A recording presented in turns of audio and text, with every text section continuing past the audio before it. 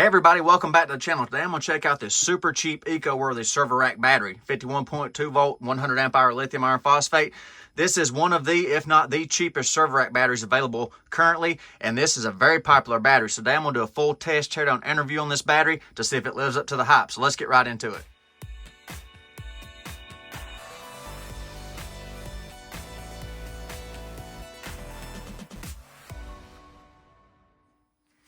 First, let me top this thing off on its charge. That way we can get an accurate capacity test.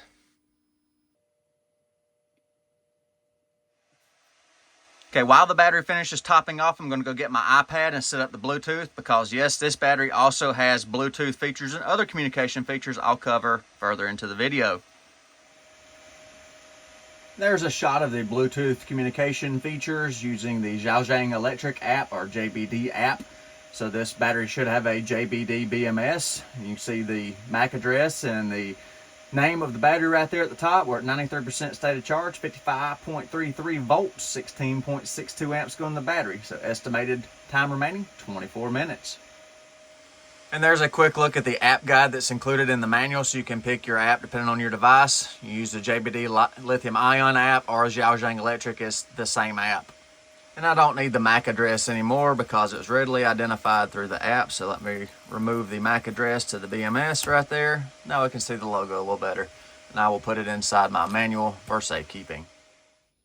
The charger just completed its cycle on the EcoWorthy, so we're showing 100% state of charge, 55.56 volts right now.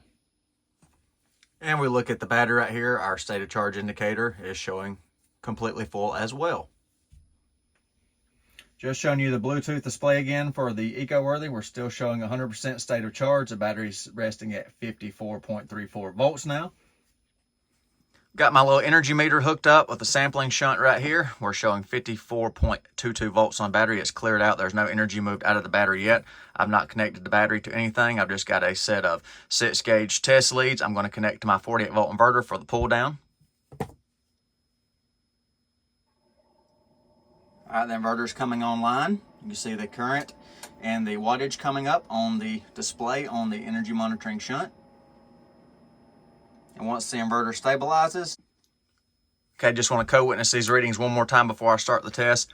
54.06 volts on the little shunt right there, 64 watts. And then that is through the app, through the BMS, 54.09 volts, 1.27 amps, 68 watts. Now I will add the load. Turn the breaker on to the load. It is a 36 volt charger charging some 36 volt batteries, so I'll let that pick up and we'll get a reading on the test draw and wattages. The load has stabilized around 1,055 watts, so right about 20 amps coming out of the battery, so should take around 5 hours. I don't know if I'll have enough capacity in 36 volt to hold this battery, so I may have to change the load during the test, and if I do, I will update you. There's the measurements from the app through that actual BMS in the battery. So we're showing 1,069, 1,070 watts, and on my shunt I'm showing 1,060, 1,062, 20.04 on the shunt, and 20.2 through the BMS. And these are the battery temperatures at the beginning of the test. Through all the sensors, you can see all our different temperatures right there, and that's with 37 watt hours and counting through the battery. And there's some data off the inverter right there. The actual AC side load is 0.95, 0.96 kilowatts, around 950 to 60 watts going into that 36 volt charging system. And also the inverter's readings from the battery pool, 1.03 kilowatts coming out of the battery. And I'm showing 1.059 out of the battery right here and 1.069 through the app. And then the measured battery current through the inverter right at 20 amps. 20.34 on the app, 20.19 on the shunt. A little past the estimated halfway mark. I missed the 2560 mark. I apologize about that. I was working on another project and it rolled past, but 2,600 watt hours through the battery, and right around 2580, the indicator light halfway mark went down to the third light right here. You can see on the app it is showing 48% remaining, 2 hours and 18 minutes until empty. So the 36-volt battery I was charging is completed. No more energy's coming out of the EcoWorthy, so I'm going to apply a different load now. This is a portable power station.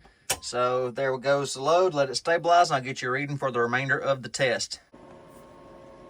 So just a little bit over 20 amps this time. Not much of a difference in the load. 21.55 amps, 1115 watts. Right at the 3000 watt hour mark. So just for reference. So 4,718 watt hours through the EcoWorthy server rack. We're down to 48.85 volts. And the Bluetooth app is showing 1% remaining. So I have to see if we can make the rated 5.12 kilowatt hours or 5,120 watt hours. Not looking too good from right here. All right, down to roughly 2.8 volts per cell average. 44.6 volts, dropping pretty quick. I'll probably lose the inverter here in a moment.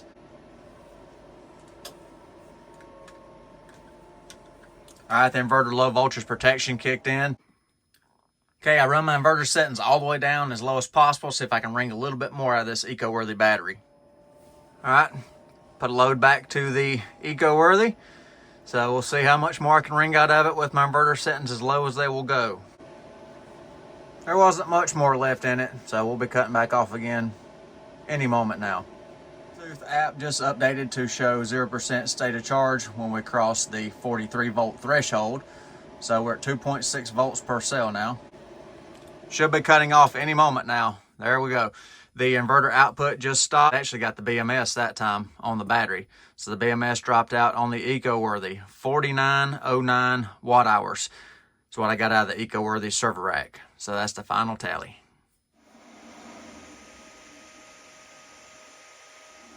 So while the battery's charging up a little bit before I run it through its tests and tear it down, I'm going to give you some dimensions on it. This is a 3U rack style battery. I don't have the handles on the battery just yet. 20¼ inches by 17 inches, 5¼ inches. The battery has handles to be mounted on the side. I did not put the handles on to fit in this little spot for filming, but they mount just like that, so you can mount it in a server rack cabinet. Total width to 19 inches with the handles on. Battery comes with a comprehensive user manual that is full of information pertaining to any application you may see fit for this battery. It explains exactly how to hook it up for your particular application. This battery can be paralleled up to 15. It comes with a built-in breaker, power switch. It's got dip switches for address settings, dry contacts, RS-485 and CAN bus, RS-232. All kinds of options to use this battery in many different scenarios. And they include a set of 10-inch 2-gauge parallel cables. So if you're paralleling this to another set, and you have 4 protective caps for the top. Comes with 2 sets of terminal bolts. I got 1 set in use here. There's a spare set in the bag. It's got heat shrink tubing, a ground strap so you can ground it, and it's got a communication jumper cord. All right, so I got the battery laid down flat now like you'd have it going into the server rack. You can see on the side here, there's 4 screws, and your actual handles would go in like that, and gives you your bolts for your rack right there. Trying to show you that a little bit better. But I'm going to take the battery apart, take this lid off, check the cells and the general construction. So tear down portion time for this EcoWorthy battery. So now I'll take the lid off the EcoWorthy server rack there so that we can see at the cell level.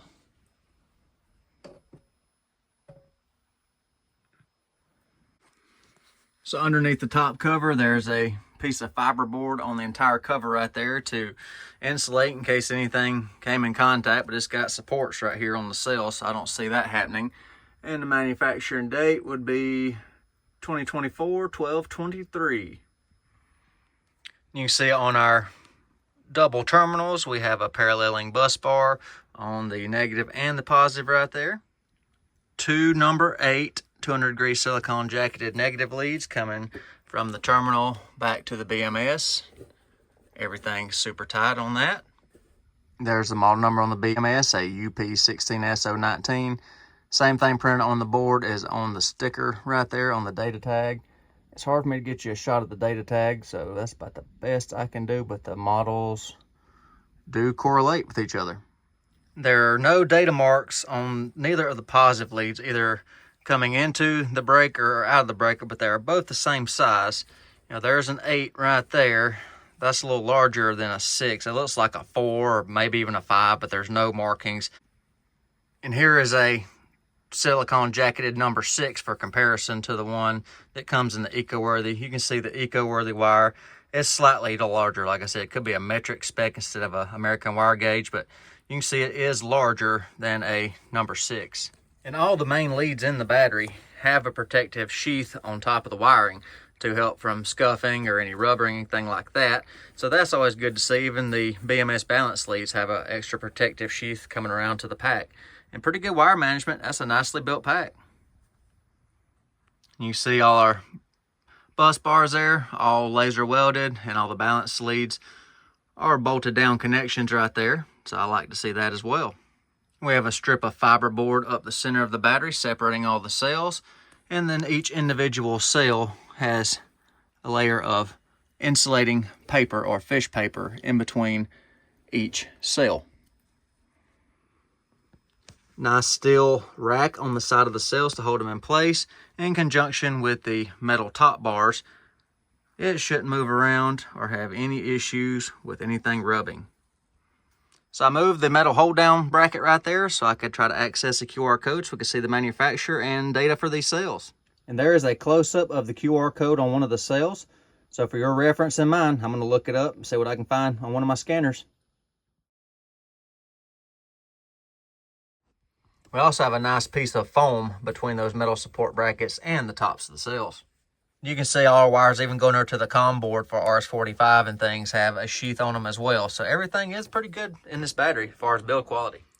So I'm going to turn the battery back on, put the charger back on it, and I'm going to check the high and low temp protections on this unit. Okay, I'm going to pull this sensor off right here. Got the Bluetooth back on so we can watch everything that's happening. Hopefully that'll give you a little bit better view of our temperatures. All right, so I'm going to check for high temperature charge protection. We'll heat this sensor up. We'll see if it drops out and where it drops out. So apply heat in 3, 2, 1.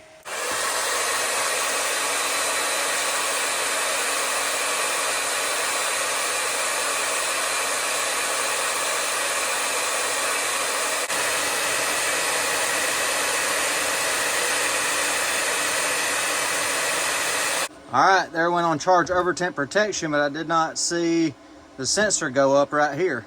That's interesting. That could be a issue inside the app itself, but it did go off on charge over temp protection. Interesting. You can see we're shut off right there, but we never did pick up a sensor temperature right there. It did not show anything. I find that quite odd. All right, so let's try it with a different app. So I got the same sensor right here I was using a second ago, and I'm gonna hit it and see what we show with this app.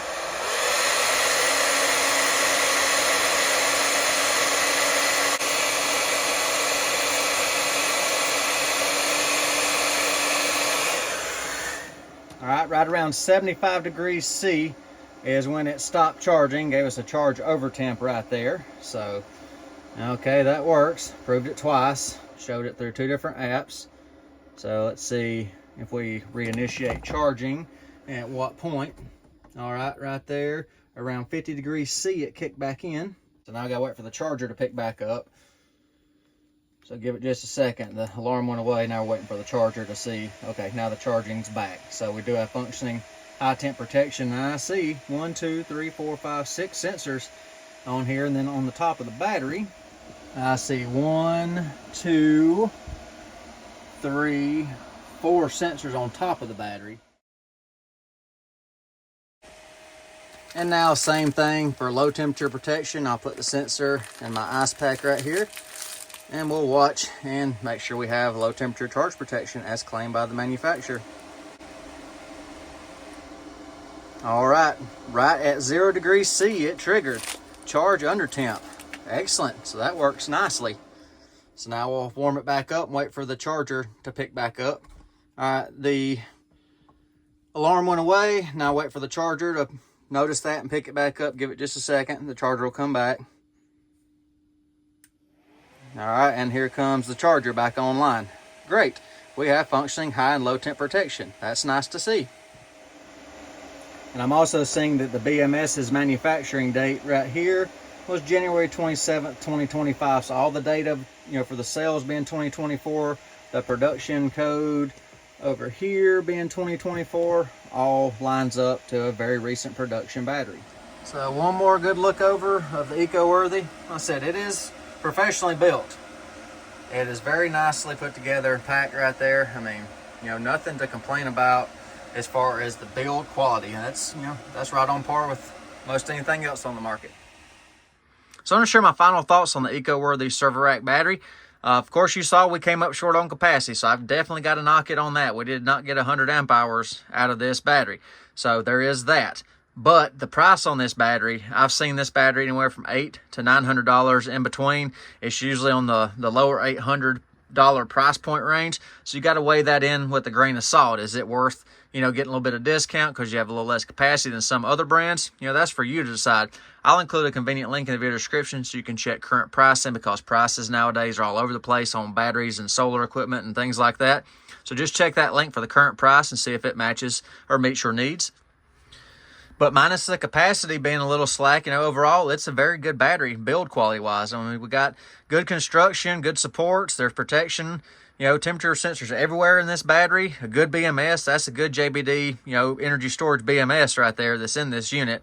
We've got a built-in breaker. We got parallel capabilities, communicating capabilities, Bluetooth. Now, we did have an issue with the Bluetooth connectivity, doing the low and high temp test. I had to switch that other app. So, I'd like to see some improvement in that, but that's more related to JBD than it is EcoWorthy. So I hope you enjoyed today's video. Any other questions about this EcoWorthy server rack battery, anything I can help you answer or I didn't cover, please let me know in the comment section. I'll answer to the best of my abilities. Let me know in the comments what you think about this EcoWorthy. Appreciate y'all watching today. Y'all take care. Be safe. I'll see you on the next one.